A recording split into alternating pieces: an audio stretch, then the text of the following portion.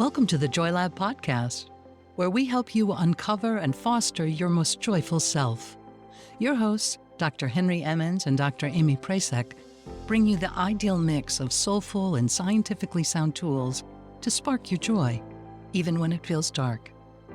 When you're ready to experiment with more joy, combine this podcast with the full Joy Lab program over at joylab.coach. Hello, I'm Henry Emmons. And I'm Amy Prasek. So welcome to Joy Lab, where we infuse science with soul to help you uncover joy. To do that, we focus on creating positive emotions that become the building blocks for a joyful life. So the theme of this episode is love. And though I really do like a cheesy rom-com, we're not talking about that sort of Hollywood image of love, but really the genuine, deep connection that we all long for. Shoot, I'm on board with that, Amy, but I was actually planning to use a cheesy Hollywood image of love just to start us off. Are you okay with that? Yes. The more, the merrier with those. Okay. So I'm just going to describe for you the opening scenes of the movie Love, Actually. And probably a lot of you have seen this, so you might remember that it opens with looking at people in an airport terminal. And they're just greeting each other so warmly and, with hugs and laughter and kisses and talking. And then over that, you hear Hugh Grant's voice. I'm not going to try to do a British accent here, but this is what it said. General opinion is starting to make out that we live in a world of hatred and greed. But I don't see that. It seems to me that love is everywhere. Often, it's not particularly dignified or newsworthy, but it's always there. Fathers and sons, mothers and daughters, husbands and wives, boyfriends, girlfriends, old friends. When the planes hit the Twin Towers on 9/11, as far as I know, none of the calls from people on board were messages of hate and revenge. They were all messages of love. If you look for it, I've got a sneaky feeling that love actually is all around. I knew it. I knew rom-coms had great wisdom in it. So thank you, Henry. Love is all around, though, that quote. I love that. It's not rare. Love is not hard to find. It's everywhere, like the air we breathe. Yeah, it reminds me of an image that I first came across in the work of Pema Chodron, who's a beloved Buddhist teacher. And she referred to the heart as the organ that allows us to connect. And she compared it to a sea anemone.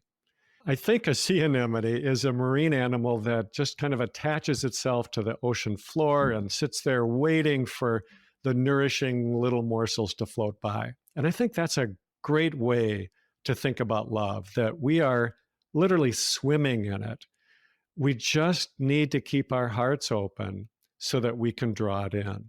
I love the reminder there that love is always there. Again, at the same time, though, I sometimes resonate more with sort of the stingers on the anemone, like don't come near me, love, or vulnerability. I'll sting you. I don't have time for you. I don't trust you. Right? So I close up.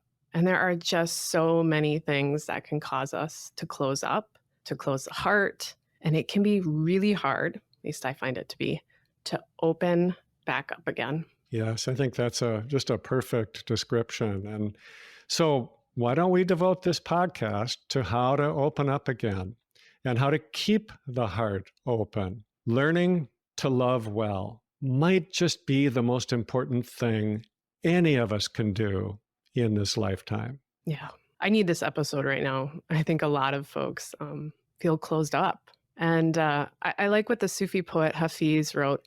Love is the great work, but every heart is first an apprentice. So love, like, all of the elements of joy, is a skill. It can be learned, and each of us is a learner. So let's learn to open up more, sting less, and let in more good stuff. Let in more love. And we'll do this through something that Henry calls the 5 lessons of love. So, Henry, you want to start us off? Absolutely. So we're going to enter this with that image of all of us being apprentices. We're all learners. So the first lesson is to learn to love yourself first. I have taught a lot of courses over the years to try to help people with depression or anxiety to regain their resilience. And I have observed two things that seem just crucial to gaining that freedom from depression. The first is self acceptance, and that's what this lesson is about. And we're going to actually talk about the other one a little bit later. So let me try to get at this with a story, a teaching story that comes from the Muslim tradition. There are a number of these teaching stories about a character that was known as Mullah Nasruddin. I don't know if there was ever a real Mullah Nasruddin or not, but he's just sort of embodies in these stories a lot of our human foibles that we all can relate to. So there's this story about Mullah Nasruddin trying to become a better gardener. And his concern specifically was that his garden was overrun with dandelions, something I can totally relate to, and probably a lot of us can. So he was really frustrated, and he was kind of a novice gardener, so he knew that he had to learn how to deal with this. So he went to his neighbors who were more experienced, and he asked them, I've got this problem with dandelions. What do you do? What can I try to do to get rid of them? And he followed their guidelines and did everything he was told to do that he could think of to a T, and it didn't work. The dandelions were still there and they kept coming back. So he took it up a notch. He went to the local gardening club and talked to the master gardener there and asked them for the recommendations, and again was given a number of suggestions that he hadn't tried. So he tried them and they didn't work. So finally, after several iterations of this, he ended up getting a meeting with the king's master gardener. This is the best gardener in the land. And he told him his troubles, and the gardener suggested a number of things to try. He said, well, I've tried those. So he gave him a list of new things to try, which he did. He worked and he worked and he worked. And then he got mad because it still didn't help. So he went back to the king's gardener and was complaining to him. And the king's gardener said, well, did you try all these things? Yes, I did. So then he just gets quiet. He thinks for a moment. He's stroking his beard and he says, well, there is only one thing you can do. You can learn to love the dandelions. So I see this as a story about self-acceptance. And I just think that there is a huge difference between self-improvement, which is what Mullah Nasruddin was trying to do, and which is what so many of us try to do, between self-improvements and self-acceptance. Many of us still hold the notion that if we want to be happy, we first have to weed out all of our flaws. And just like Nasruddin's dandelions, this is a never-ending quest. Now, of course, we could all use a little improvement, but it is an illusion to think that we need to fix ourselves first before we can love well or even be happy. You have to learn to love yourself first. Then your apprenticeship can continue. Yeah, let's continue to lesson 2. So learning to see the innocence in others. So at least for me, this can seem like sort of an impossible grand gesture when we encounter so many people in daily life. And it's really easy, or at least I find it to be, it's easy to make harsh and unfair judgments on folks. So I want to share a story and a strategy that has helped me, I think as Dr. Leo Marvin would say, to take baby steps with seeing the innocence of others. So I hope others find it helpful as well. All right, so here's the story. I was giving a talk at a respiratory health conference, and we had a listening session for folks. so that they could share some of their daily struggles with having a respiratory illness. And someone stood up and shared how they used to be a marathoner, super active, super healthy, but out of the blue, they got really sick and had to have a double lung transplant. So after transplant and lots of PT, they had those strong legs back, but they couldn't walk further than about 100 or 200 feet without having to stop and catch their breath for a few minutes. So, of course, they had a handicap sticker in their car. All right, so now imagine a person with a handicap sticker pops out of their car 50 feet from the entrance and heads into the store with their strong legs, sort of jogging in even. But once in, they have to sit down for like 5 minutes, overcome with exertion, needing to rest. But you just saw those first 50 feet. And so if you're like me, I would sit in my car and start like this angry monologue about that terrible person, right? What a jerk. Taking a handicap spot, they didn't need it, et cetera, sort of down this path. So now this person wouldn't hear my hateful words, but maybe catch that mean stare that I was giving them, or just feel my terrible energy toward them. And as we've all probably encountered, some folks would yell out of their car windows, like some really terrible stuff. So no matter if it was audible, this person felt these assaults daily or heard them. So as the person was sharing the story, they were crying, just weeping in front of all of us in the audience. And then I started crying. And I'm realizing at that moment that I've caused or contributed to this unfair pain that this person had and to others for no good reason, and probably thousands of times.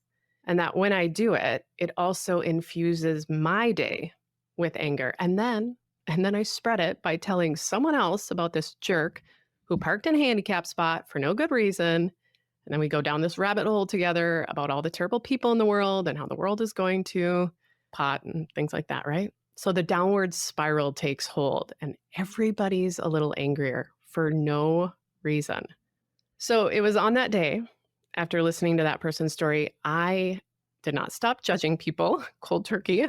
I'm still working on this. But I chose to stop judging people who parked in handicapped spots that I thought shouldn't be parked there. And so that might seem kind of silly, but this small little scenario, I chose to see their innocence, to assume that they were doing good. They should be parked there, that they were doing the best that they could. It was just one easy thing for me to do to stop a pattern of unfair judgment and anger that would build on itself, stew in me, and then I'd transmit it. And what's interesting, by changing just this one pattern, now here's the upward spiral in action. After a few successful encounters with that change, I wanted to choose another simple pattern in my life where I was quick to judge, and that would cause me to hold on to unhelpful anger. Then I chose another and another, right? So right now I'm working on mom shaming. But like all of these little moments, all these little shifts, they add up and they help me open up. Wow, that's a great story. And I really do believe that every one of us is doing the best we can at any given time, even when it doesn't look that way. And I think that when we can see others for who they really are, it also sends a sort of reflection back to them. It helps them to better accept themselves. As somebody once said, life is so hard. How can we be anything but kind? So you have to learn to see the innocence in others. So lesson 3 then is learn to be vulnerable. And I want to share a personal story that taught me a lot about vulnerability. This happened about 12 years ago, after my mother died. And she was quite old, and she was probably had been ready to die. It wasn't a particularly difficult or sad death. And I had a really kind of clean, good relationship with her. So I wasn't filled with a lot of the feelings that we sometimes struggle with. It was a relatively clean sense of loss. But it just so happened that she died 2 days before I was supposed to give a retreat. And there were people coming from all over the country who had already bought their tickets. Some of them were already here in Minnesota. And I just was struggling with, what do I do? Do I come and facilitate this workshop or not? And so I was really trying to figure that out. And I talked to my co-facilitator, and I talked to my wife about it. And then I thought, what would my mom have wanted me to do? And I know without question, she would have wanted me to go ahead and do this. So I did. I made all the arrangements I needed to for her body being taken care of, her funeral arrangements. And then I went to this retreat center, and I got there a little late. So I missed the opening session, but I came right after supper that night, and we had another session. And my colleague had told everyone why I wasn't there initially, so they weren't surprised, and I think they were happy I was there. So I just sat down in front of this group. There was about 40 people kind of forming a big circle. And I sat right in the middle of this, and I started to share my story, much like I just shared with you. And then I started to cry. I could not speak anymore. And I just sat there. I hadn't cried yet since she died. And I didn't think I was going to. I didn't realize that was there. But once it started, I could not stop. And I sat there just with the tears flowing for probably 5 to 10 minutes. Seemed like a long time. And then finally, someone in that group stood up and said something about when their mother died. And then another person stood up and shared a story of their loss. And it was just such a remarkable, deep opening of all of us in that circle. And I didn't know these people. I was clearly vulnerable. I was open with a group of people I had essentially never met before. And it was beautiful. It was magical, really. And the entire weekend kind of stayed that way, with a sense of depth and openness and sharing that I had never experienced before in a retreat. And I don't think I have since. So, we don't always have an experience like that to open us up. But we do have a lot of things that are capable of doing that if we can allow it. And when we can be open, when we are permeable, it deepens us, it softens us. And I think if we can let it, it can even wake us up. So you have to learn to be vulnerable. It can be hard to be vulnerable. Your story is good inspiration, though, Henry, to sort of step into that vulnerability. And actually, we have some really great experiments in the Joy Lab program that work with vulnerability, particularly for this element, but in many of the other elements as well. So there's so much there. And Henry, your story connects also sort of with this next lesson of the heart, which is learning to listen deeply. And your openness and vulnerability after your mom's passing really created this great opportunity, I think, for you to be genuinely seen and heard. And I wonder if that's why the experience was so magical. It's interesting too how deep listening affects both those who take it in and those who are sharing. I really love how poet Marilyn Nelson sort of discusses this. She proposes this idea of communal pondering, which I think connects with this idea of learning to listen deeply, that we connect with one another, that we create as we listen. And she talks about that in that deep listening, poetry arises. And I see poetry as ritual and healing and connection that all arises as we listen. And so really, you have to learn to listen deeply. And we'll do some practices as well for that in the Joy Lab program. So that brings us to lesson 5. Learn to create a house of belonging. So I mentioned earlier that there were 2 factors that I thought made the biggest difference in those who really really changed their relationship with depression compared to those who weren't able to. And this is the other one. It is that ability to get outside of ourselves, to connect more deeply with others, and to create a deeper sense of meaning within ourselves. So the phrase, a house of belonging, is actually from a poem by David White. And I'm not going to take the time to read the poem right now, but I think it's a really beautiful image for how to create deeper connection.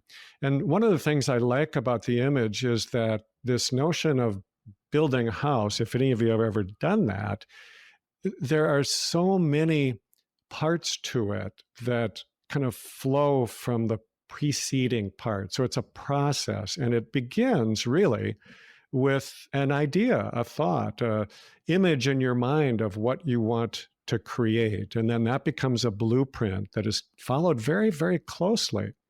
So I had an experience of this, a really direct experience of this. Some years ago, my family and I bought a piece of property in northern Minnesota, and it had no buildings on it. So we decided to build a timber frame home. And for those who aren't familiar with that, if you've ever seen like an old-fashioned Amish barn raising, that's timber framing. It's creating the structure and then raising these posts and beams up sort of together. A whole wall comes up, and you need a lot of people to do this. You need a community to do this. And so we started this process with building or cutting the timbers to fit with each other without using any metal. So the joinery, it's called, has to be cut very precisely, and these timbers are big if you're building a house, and so it's a really big job. And we had no skills, and we'd never done this before. We had no ability to do this on our own. But we went to a folk school in northern Minnesota, a really great place, and invited friends to come help us. We had 2 weeks to do this process, and then invited people to come. And we counted a total of over 50 people who came for at least a few days and sometimes the whole 2 weeks to help us with this. And I think one of the reasons for that great outpouring of help and support, is because people long for this kind of thing. We just long for doing something together as a community, to be able to not only build something literally with our hands, but to build something that's kind of intangible and really beautiful that happens when people come together with a shared goal and purpose. And it was truly one of the most remarkable experiences I have had in my life. And I think my 2 sons and my wife would say the same thing. It was just an incredibly rich and meaningful and fun experience to share this with people. Henry, you said that we had no skills, and that just struck me for a moment, this idea that we sometimes don't feel equipped. But that's why we learn. We're apprentices. We can all build a house like that. And again, in the Joy Lab program, we work on some experiments around doing that. And so I think these lessons of the heart, they are all built in all of us, but they don't happen quite so automatically, right? If you don't feel equipped. We know them, but it can be hard to practice. And we often try everything else before to see if those things will make us happy, will bring us joy. But again, that's why we practice these things at Joy Lab. So in the program, we're just apprenticing. We're working through these elements. We're working through these lessons on how to love. And we know them, but we need to practice them. So I want to share a closing poem here from Stephen Levine, and it's called If Prayer Would Do It. If prayer would do it, I'd pray. If reading esteemed thinkers would do it, I'd be halfway through the patriarchs. If discourse would do it, I'd be sitting with His Holiness every moment He was free. If contemplation would do it, I'd have translated the periodic table to hermit poems, converting matter to spirit.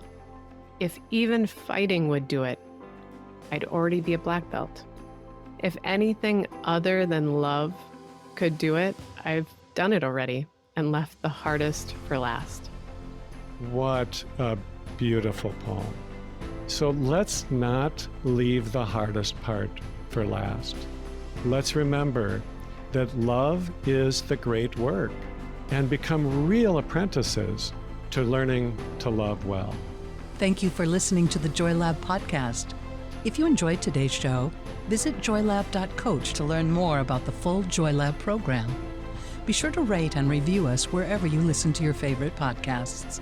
Please remember that this content is for informational and educational purposes only. It is not intended to provide medical advice and is not a replacement for advice and treatment from a medical professional.